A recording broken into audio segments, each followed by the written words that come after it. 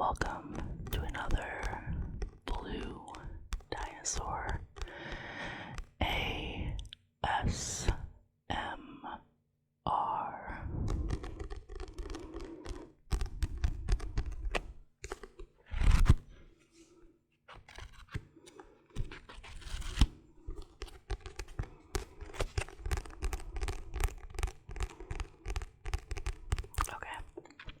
So, today I thought I would do what I said I was going to do in my update video, which is read Howl's Moving Castle by Wynne Jones.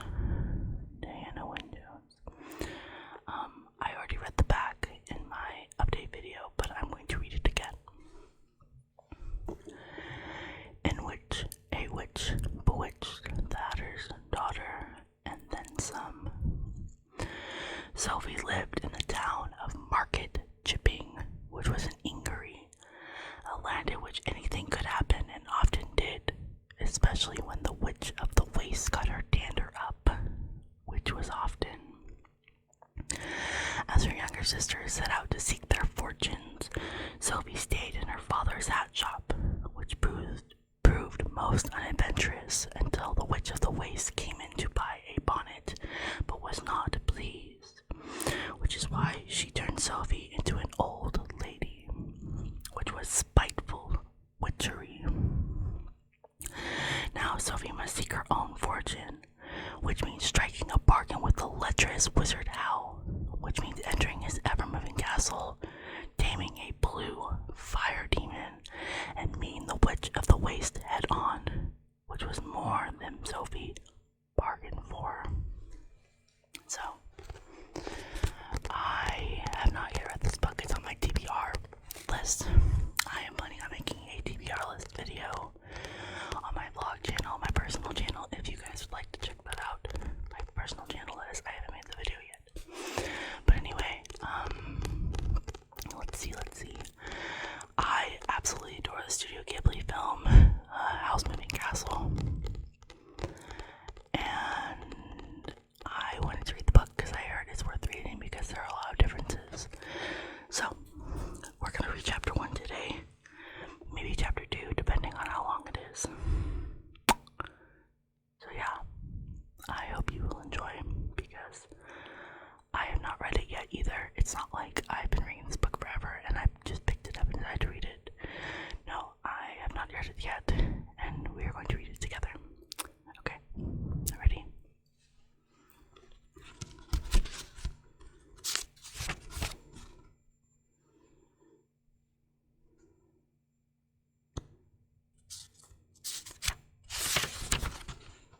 So chapter 1, in which Sophie talks to hats. In the land of Ingery, where such things as the seven league boots and cloaks of invisibility really exist, it is quite a misfortune to be born the eldest of 3. Everyone knows you are the one who will first fail, and worst if the 3 of you set out to seek your fortunes. Sophie Hatter was the eldest of 3 sisters. She was not even the child of a poor woodcutter, which might have given her some chance of success. Her parents were well-to-do and kept a lady's hat shop in the prosperous town of Market Chipping. True, her own mother died when Sophie was 2 years old and her sister Letty was 1 year old, and their father married his youngest shop assistant, a pretty blonde girl named Fanny. Fanny shortly gave birth to the 3rd sister, Martha. This ought to have made Sophie and Letty into ugly sisters, but in fact all 3 girls grew up very pretty indeed, though Letty was the one everyone said was most beautiful. Fanny treated all 3 girls with the same kindness, and did not favor Martha in the least. Mr. Hatter was proud of his 3 daughters and sent them all to the best school in town. Sophie was the most studious. She read a great deal and very soon realized how little chance she had of an interesting future. It was a disappointment to her, but she was still happy enough, looking after her sisters and grooming Martha busy in the shop. Sophie was the one who looked after the younger two. There was a certain amount of screaming and hair pulling between those younger two. Letty was by no means resigned to being the one who, next to Sophie, was bound to be the least successful. "It's not fair," Letty would shout. "Why should Martha have the best of it just because she was born the youngest? I shall marry a prince, so there." To which Martha always retorted that she would end up disgustingly rich without having to marry anybody. Then Sophie would have to drag them apart and mend their clothes. She was very deft with her needle. As time went on, she made clothes for her sisters too. There was one deep rose outfit she made for Letty, the May Day before this story really starts, which Fanny said looked as if it had come from the most expensive shop in Kingsbury. About this time, everyone began talking of the Witch of the Waste again. It was said that the witch had threatened the life of the king's daughter, and that the king had commanded his personal magician, Wizard Solomon, to go into the waste and deal with the witch. And it seemed that Wizard Solomon had not only failed to deal with the witch, he had gotten himself killed by her. So when, a few months after that, a tall black castle suddenly appeared on the hills above Market Chipping, blowing clouds of black smoke from its 4 tall to thin turrets, everybody was fairly sure that the witch had moved out of the waste again and was about to terrorize the country the way she used to 50 years ago. People got very scared indeed. Nobody went out alone, particularly at night. What made it all the scarier was that the castle did not stay in the same place. Sometimes it was a large black smudge on the moors to the northwest. Sometimes it reared above the rocks to the east. And sometimes it came right downhill to sit in the heather, only just beyond the last farm to the north. You could see it actually moving sometimes, with smoke pouring out from the turrets and dirty gray gusts. For a while, everyone was certain that the castle would come right down into the valley before long, and the mayor talked of sending to the king for help. But the castle stayed roving about the hills, and it was learned that it did not belong to the witch, but to Wizard Howl. Wizard Howl was bad enough. Though he did not seem to want to leave the hills, he was known to amuse himself by collecting young girls and sucking the souls from them. Or some people said he ate their hearts. He was an utterly cold-blooded and heartless wizard, and no young girl was safe from him if he got her on her own. Sophie, Letty, and Martha, along with all the other girls in Market Chipping, were warned never to go out alone, which is a great annoyance to them.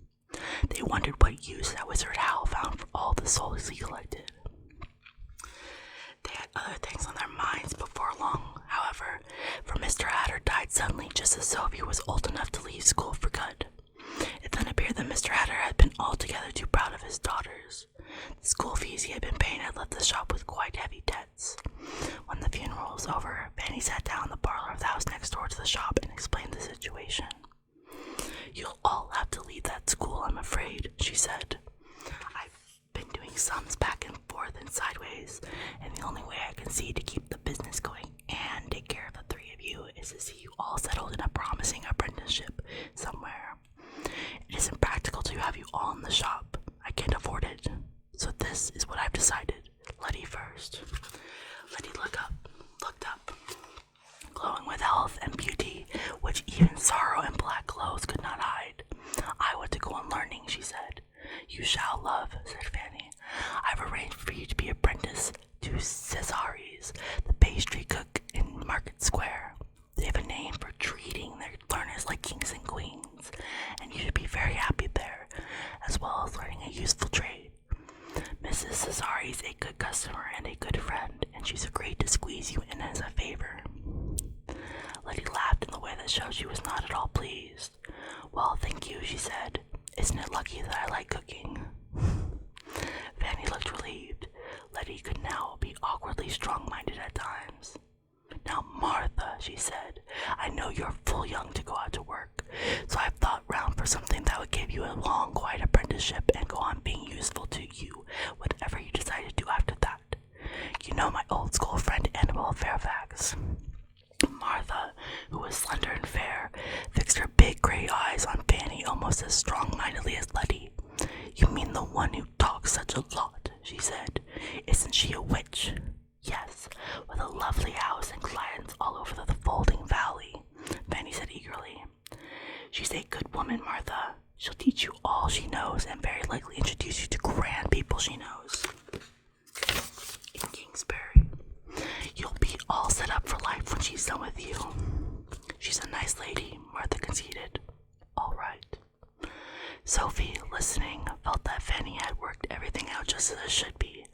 Letty, as a second daughter, was never likely to come to much, so young apprentice and live happily ever. So Fanny had to put her where she might meet a handsome young apprentice and live happily ever after. Martha, who was bound to strike out and make her fortune, would have witchcraft and rich friends to help her. As for Sophie herself, Sophie had no doubt what was coming. It did not surprise her when Fanny said, Now, Sophie dear, it seems only right in just that you should inherit the hat shop when I retire, being the eldest as you are. So I've decided to take you on as apprentice myself, to give you a chance to learn the trade. How do you feel about that? Sophie could hardly say that she simply felt resigned to the hat trade. She thanked Fanny gratefully. So that's settled then, Fanny said.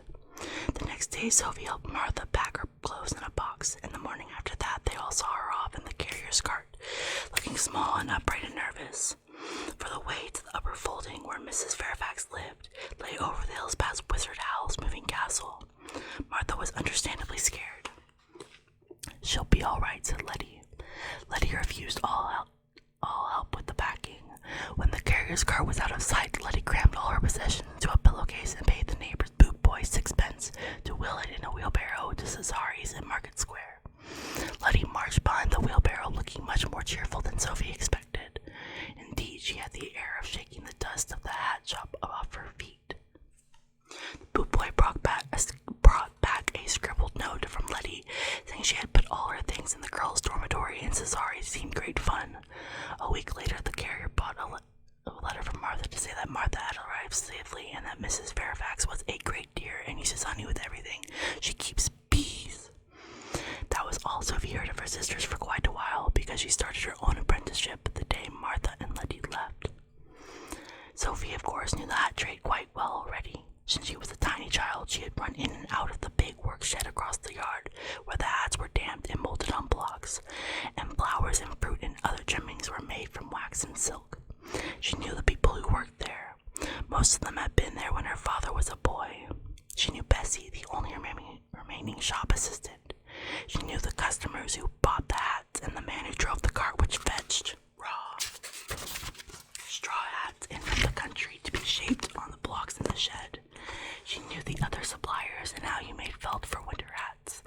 There was not really much that Fanny could teach her, except perhaps the best way to get a customer to buy a hat. You lead up to the right hat, love, Fanny said. Show them the ones that won't quite do first, so they know the difference as soon as they put the right one on. In fact, Sophie did not sell hats very much. After a day or so observing the work shed and another day going around the clothier and the silk merchants with Fanny, Fanny set her to trimming the hats. Sophie sat in a small alcove at the back of the shop, sewing roses to bonnets and veiling to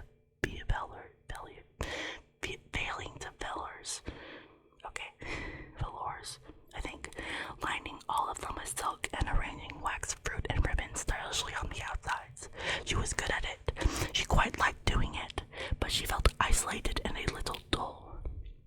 The workshop people were too old to be much fun, and besides, they treated her as someone apart who was going to inherit the business someday. Bessie treated her the same way. Bessie's only talk anyway was about the farmer she was going to marry the week after May Day. Sophie rather envied Fanny, who could bustle off to bargain with the silk merchant whenever she wanted. The most interesting thing was the talk from the customers. Nobody can buy a hat without gossiping. Just so you know, we have quite a bit left. Okay, we're on page 9 out of 17. Sophie sat in her alcove and stitched in her that the mayor never would eat green vegetables, and that Wizard Howl's castle had moved round to the cliffs. Again, whisper, whisper, whisper. The voice always dropped low when they talked to Wizard Howl, but Sophie kept that he had caught a girl down the valley last month. Bluebeard, said the whispers, and then became voices again to say that Jane Ferrier was a perfect disgrace the way she did her hair. That was one who would never attract even Wizard Howl, let alone a respectable man. Then there would be a fleeting, fearful whisper about the Witch of the Waste. Sophie began to fear that Wizard Howl and the Witch of the Waste should get together. They seemed to be made for one another. Someone ought to arrange a match, she remarked to the hat she was trimming at that moment.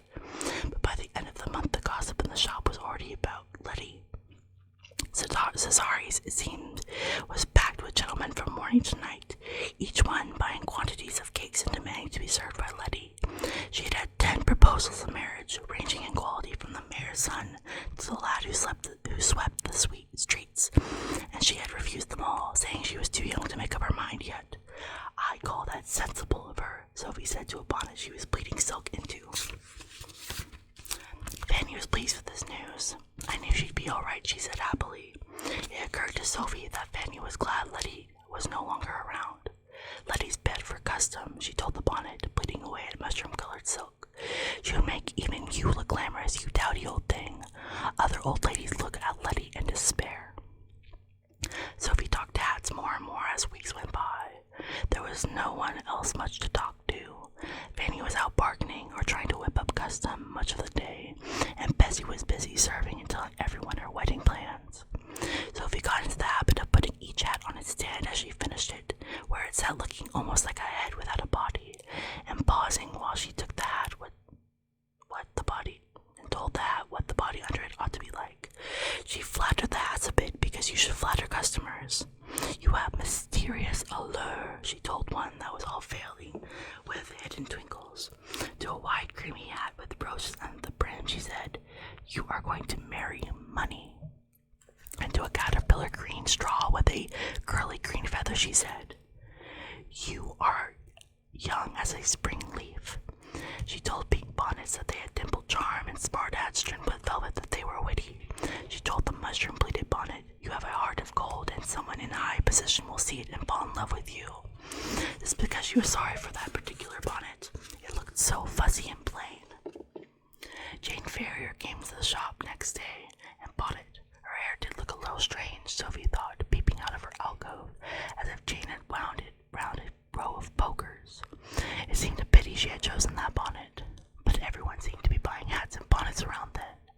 Maybe it was Fanny's sales talk, or maybe it was spring coming on, but the hat trade was definitely picking up.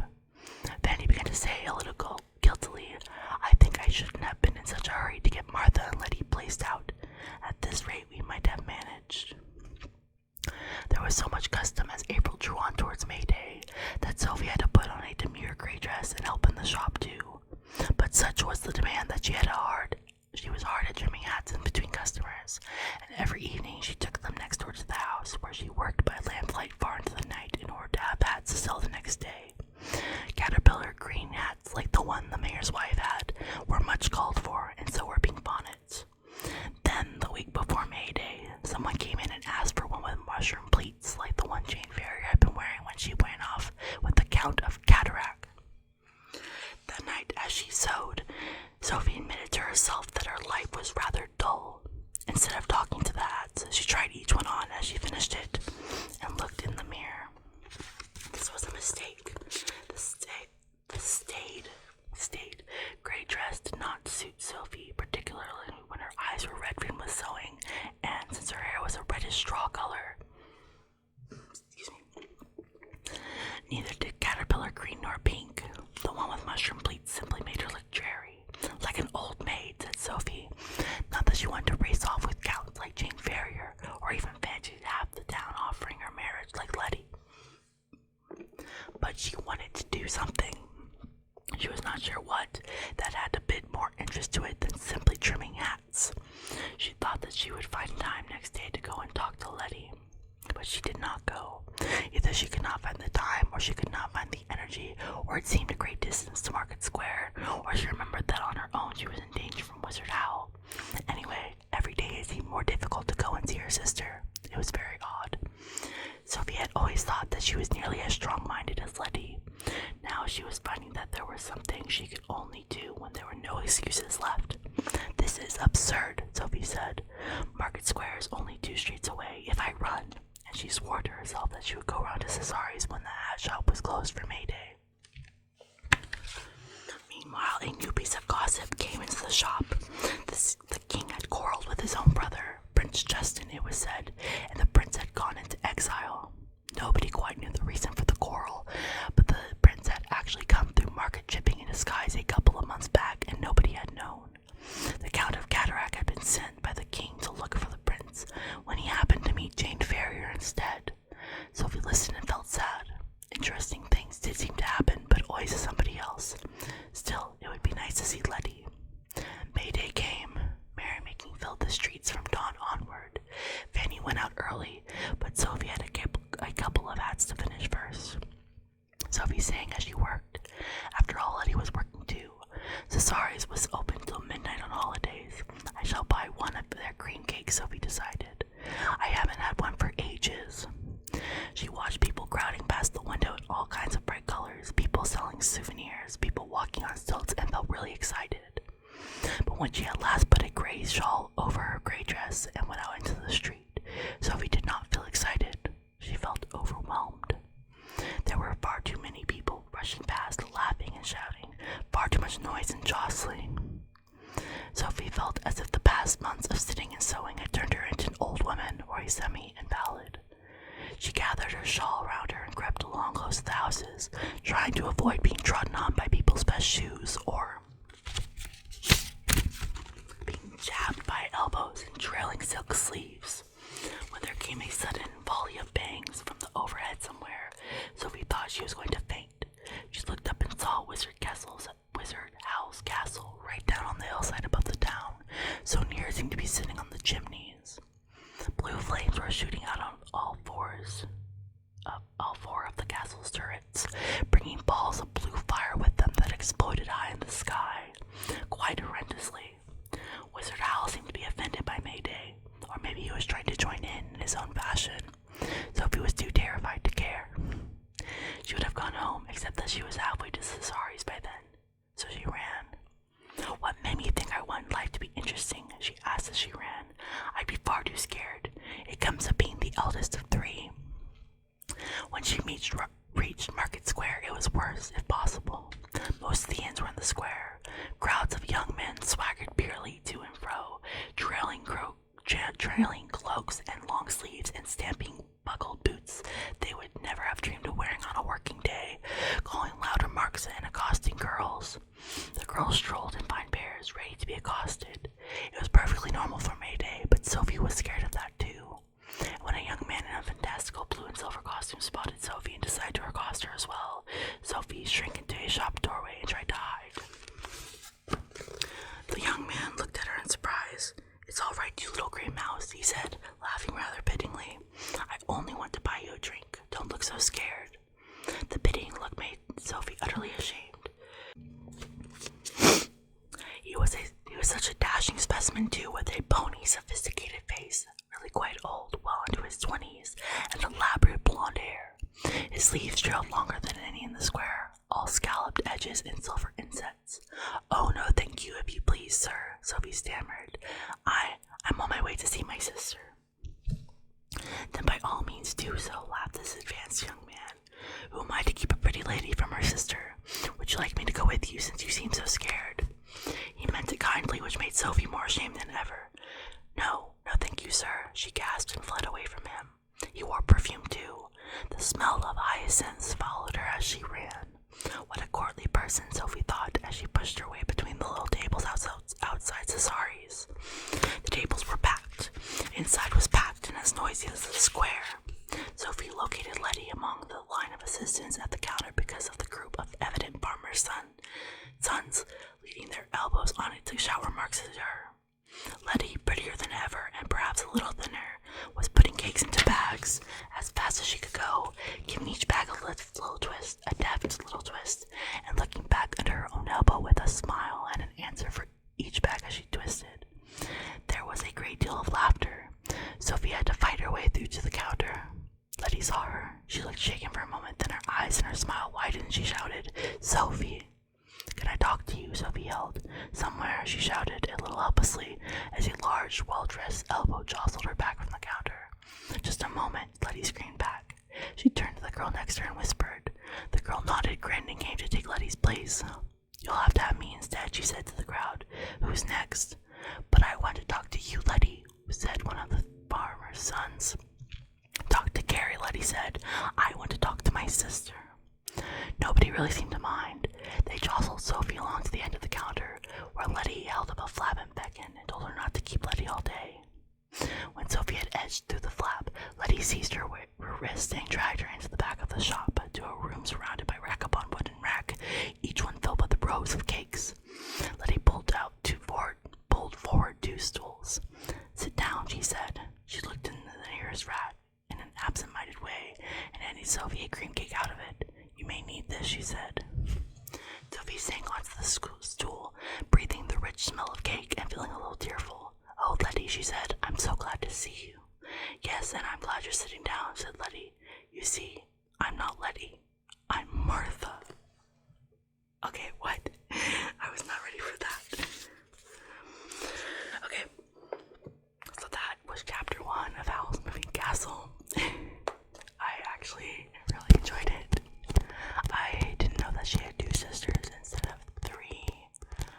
That's not in the movie for sure, but I feel like movies are so different from books because, like, movies can never quite do books justice, if only because books take like hours upon hours to read, and a movie only has like 2 hours, maybe 3 tops. So they just don't have as much time to put in as much effort, I guess, if that makes sense. I don't know. I just prefer books to some extent over movies. I actually don't really like movies, but I like Howl's Moving Castle. So, yeah, that was chapter 1. I've been videoing for almost 30 minutes straight, so I think I'll cut it there, and we'll just do 1 chapter per reading, if that makes sense.